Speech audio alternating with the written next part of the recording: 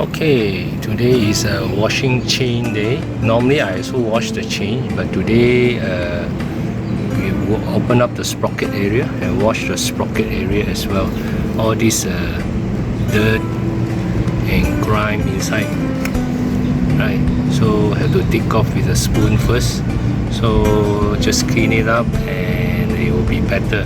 What I use is this thing, kerosene, which is the best way to wash chain is using this one, not degreaser, not petrol, not anything that can harm the chain O-ring.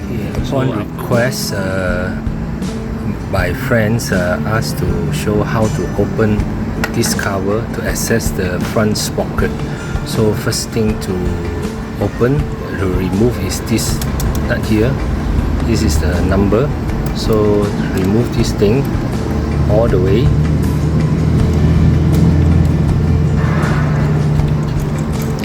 Remove it, whole thing. Then this one will just and it'll come off like that. Yeah. Then the second thing to remove is this one and this one. So it's the same, number 8. Okay. Then this is the sensor for the kickstand. So this one. The reason to remove this so that I don't need to remove the cable tie here, because it's just to access the sprocket. Otherwise you might not need to remove that also, but I just found it difficult to remove this piece of nut here. I mean not nut, clip here to remove the cable. So it's a bit hard, so I just remove this, which is easier. Do it so to show how to open this thing. So it's everything done. So this one is removed. So this hose is inside this loophole there. Just take off, and the whole cover can take off easily. Okay, it's done. This is how it looks like after wash. Make sure you wash plenty of soap and water. And if you don't, you will burn your bike lah, because kerosene is known to catch fire easily. So wash it carefully. Now just assemble back everything and run the bike hot. Make sure the chain is very hot and no more water in the chain before we loop it. If loop it right now, then the loop will trap the water onto the chain and your chain will rust.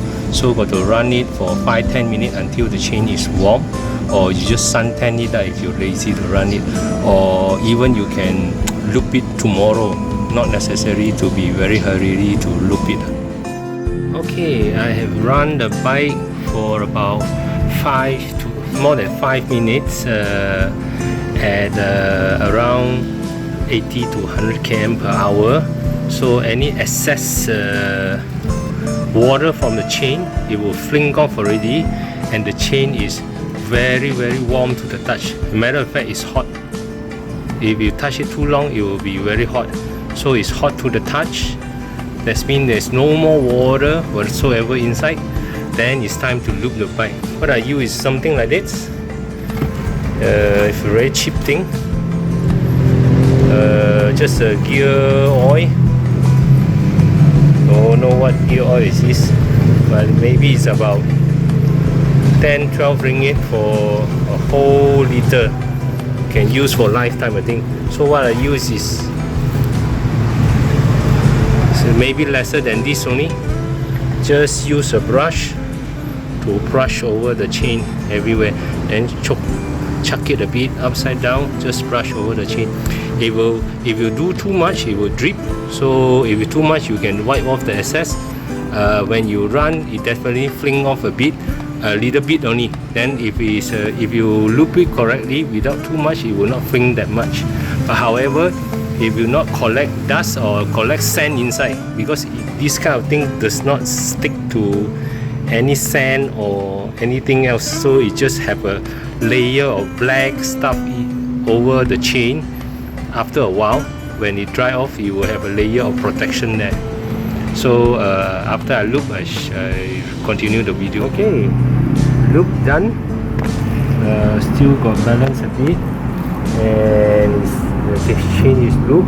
As you can see, it's not dripping anyway. You touch it, there's oil there, it's not dripping. Of course, when you run it, it will drip a little bit lah. Then once it dry off, it will stick to the chain very well. So the good thing about this is that it's not dirty the place, you spray everywhere, and it's wasteful. So my opinion is to loop the chain.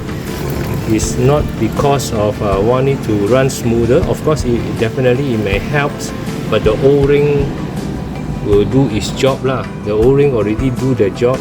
More importantly, I think is just to prevent it from rusting. That's all. So that's it. Thank you for watching.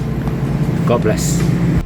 Okay, today I have made a strap for strapping this center stand.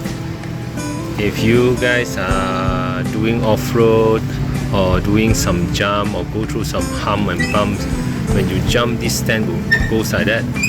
So there is once happened to me that this, when I jump into a pothole and the stand strike and there is a dent on the stand. So what I do is a simple strap, so you can make and strap it lah. So however you make it, the theory is the same, so that this fellow is not moving. So I will, after it's strapped on, it will be very tight lah.